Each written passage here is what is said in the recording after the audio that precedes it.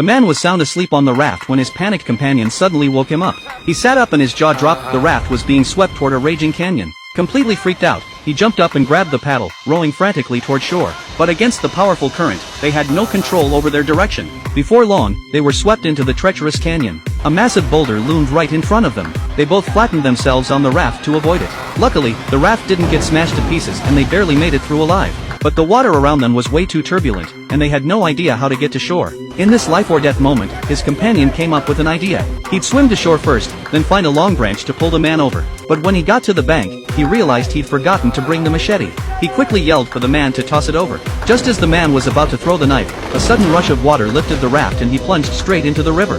Thankfully, he'd taken a breath and surfaced shortly after. But the river was too fierce and swept him farther and farther away. Before he knew it, he slammed into a reef. When he surfaced again, he'd been carried all the way downstream to the shore. He immediately grabbed onto a nearby rock and barely survived. Exhausted as he was, he couldn't rest. He had to find his companion as soon as possible. But the moment he got to his feet, a massive mountain appeared right in front of him. Fortunately, he was pretty agile and quickly started climbing toward the summit. But just as he was almost at the top, his foot slipped and he tumbled back down the slope. Luckily, his reflexes kicked in and he caught hold of a rock. After a brief rest, he continued climbing. With the lesson learned from before, he was much more careful this time. But when he finally made it to the top, he didn't see a way home, just an endless forest stretching as far as the eye could see. Did the man actually have any chance of making it out alive?